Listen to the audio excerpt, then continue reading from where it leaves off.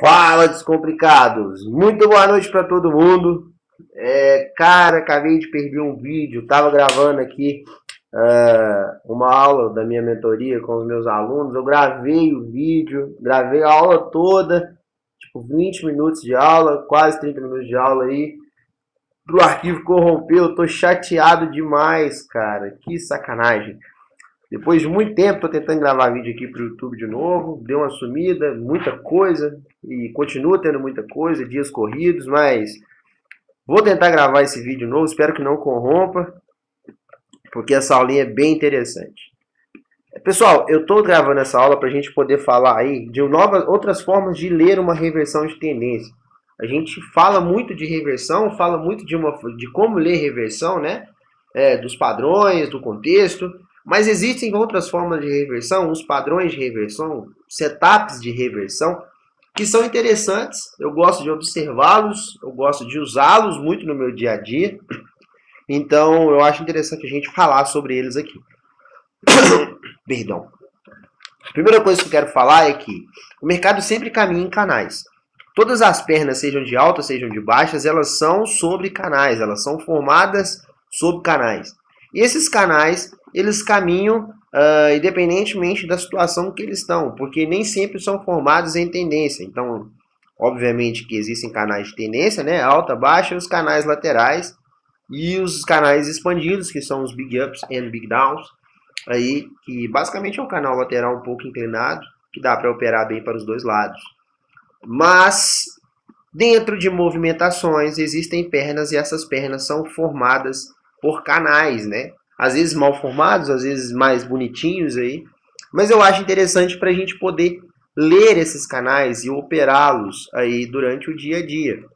Então eu quero falar desses canaizinhos, desses rompimentos de canais aí para premissas de reversão, sejam para para o primeiro sinal de uma reversão de tendência ou para operar esses canais, esses rompimentos de canais em zonas, né, em níveis laterais. Eu deixei aqui esse nível lateral aqui já desenhado da aula que eu estava fazendo com os alunos. Eu quero falar sobre eles, eu vou deixar esses canais desenhados, que eu acho interessante. Reparem que em todas as movimentações, o preço vem em canal, volta em canal, certo?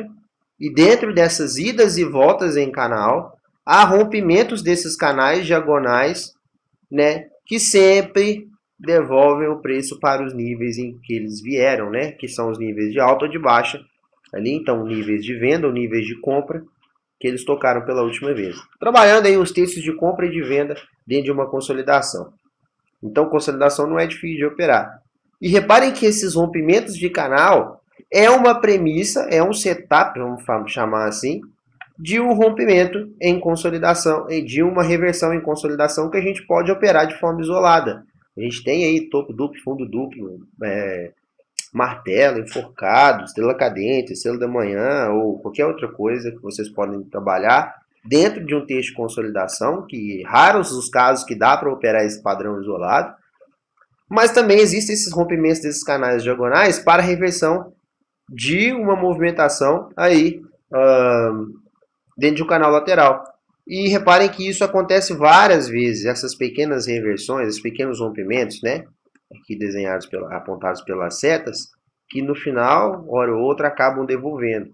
Obviamente que eu não entro no primeiro final do rompimento, eu sempre espero um pullbackzinho, por exemplo, esses pullbacks implícitos aqui, tento comprar na oscilação, não compro fechamento, às vezes eu até compro aqui, compro um pouquinho mais alto, na oscilação um pouco mais alta, nem sempre eu acerto o ponto da oscilação, e jogando os stops um pouco para fora para poder buscar esses topos aí, essas resistências, mas nunca para tentar desviar o rompimento, né? E há outras formas de ler os rompimentos.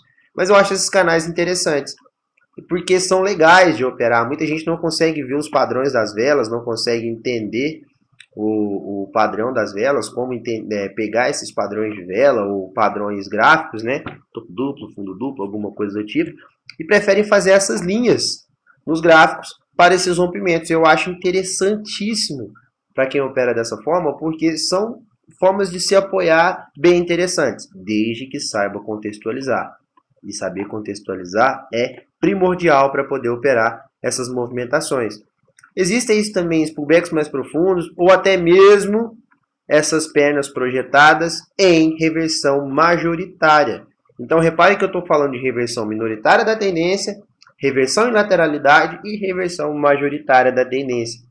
Eu vou achar um exemplo aqui no Libra dólar, que está legal de operar.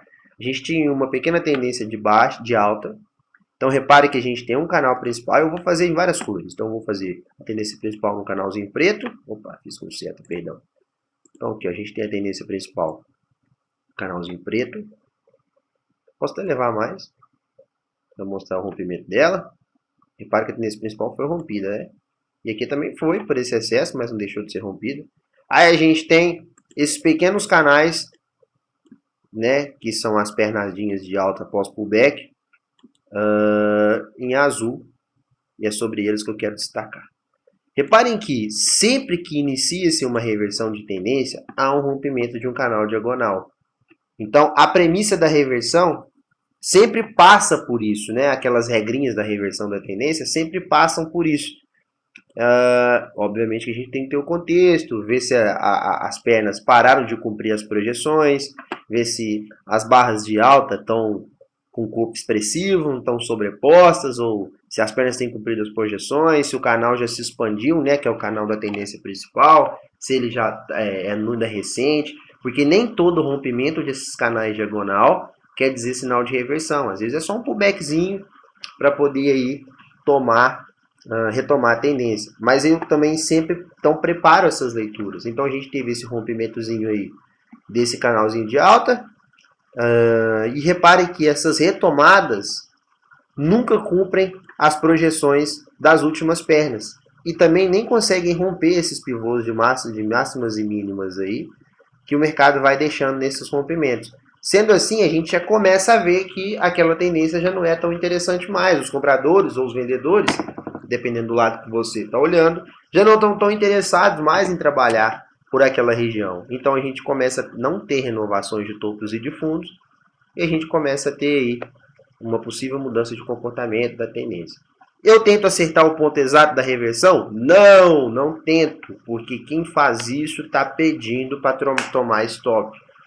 Isso não existe, não tem que ficar tentando acertar esses pontos, é errado, né? Então eu sempre espero confirmações, eu sempre espero corpos expressivos para o lado em que eu pretendo operar a reversão. Obviamente os stops são bem curtos e é um risco-retorno completamente interessante. E nesse caso aqui estou mostrando, por exemplo. Então talvez eu espero aí, eu vou trabalhar com ordens stop, acreditando que se essa barra for expressiva, às vezes dá para operar até o fechamento dela, não gosto, mas são casos que dá para fazer isso. Então reparem que a perna não teve a projeção de continuidade da última perna, que é o que a gente chama de movimento projetado. E ela nem sequer renovou o topo. Sendo assim, com essa não renovação de topo e essas pernas não vindo, começam a ter mais barras expressivas de baixa. E essas barras expressivas de baixa começam a dar confluência aí para essa reversão da tendência. Sendo assim, a gente percebe que a gente tem aí uma reversão majoritária na tendência, pelo menos é o que apontou aqui nesse nivelamento de preço. Aí depois teve outro, que foi a premissa do rompimento do canal, mas tem mais coisas implícitas aí, que eu não vou entrar nesse mérito agora, mas que deram aí uma outra reversão. Então aí o mercado começou a trabalhar níveis, já virou um mercadão lateral. Então eu estou falando como se a gente tivesse com o mercado ao vivo aqui, né? Não estou considerando que isso a gente já existe essa leitura para cá, porque a gente repara que o mercado simplesmente está trabalhando em níveis baixos e mais altos. Mas isso acontece muito e é bastante interessante de se operar, desde que tenha a leitura do contexto certo. Porque às vezes a gente se ilude muito também, achando que essas pernas fortes e grandes aqui vão ser pullback para dar continuidade. Às vezes a gente compra, o mercado não compra a projeção, começa a vir baixo de novo, e a gente, na esperança, acha que quando vier abaixo vai continuar comprando mais. Quando viu, já está tomando a reversão nas costas e nem viu. E essas movimentações completamente climáticas não passam do último suspiro aí, dos vendedores ou compradores tentando puxar, mas aí sem sucesso, só para poder atingir um nível. Aí já é o preço testando compradores ou vendedores aí, e já mudou totalmente a conversa e já estamos falando de outra coisa. Então, repara, pessoal, que esses rompimentos desses canais diagonais são bem interessantes, são bem legais mesmo de se operar. Eu acabei de falar isso com os alunos, alguns já usam, alguns já desenvolveram essa leitura por si mesmo, outros nem tanto, tinham dúvida, mas hoje já conseguem, hoje deu uma clareada na mente. Eu queria passar isso para todo mundo aqui do canal, porque eu acho legal ler isso, olhar para isso, porque isso acontece muito no dia a dia. E não só no Forex, é para qualquer mercado. Eu até usei o exemplo do mini índice com o pessoal. Então isso é qualquer mercado que tem como você ler um gráfico candlestick, porque isso é a ação do preço, é as premissas da ação do preço. E isso acontece para reversões majoritárias, acontece para reversões minoritárias, né, que são as reversões que não mudam o clima por completo, a tendência por completo, mas dá movimentações mais profundas. Até mesmo para scalps, é interessante usar esses rompimentos de canal. E para reversões de lateralidade, que aí já dá para operar um padrão isolado, porque você já tem os níveis pré-definidos e vai acontecer só o teste deles. Caso você não ache confortável operar só o padrão da vela para a barra de sinal. Então, no mais é isso, o vídeo ficou curtinho, no outro ficou maior, porque a gente estava conversando, eu empolguei. Mas espero que esse vídeo tenha dado certo. Não deixe de se inscrever, não deixe de comentar, seu comentário é importante, me ajuda muito. Não deixe de participar dos nossos grupos no Telegram, os links estão aí embaixo.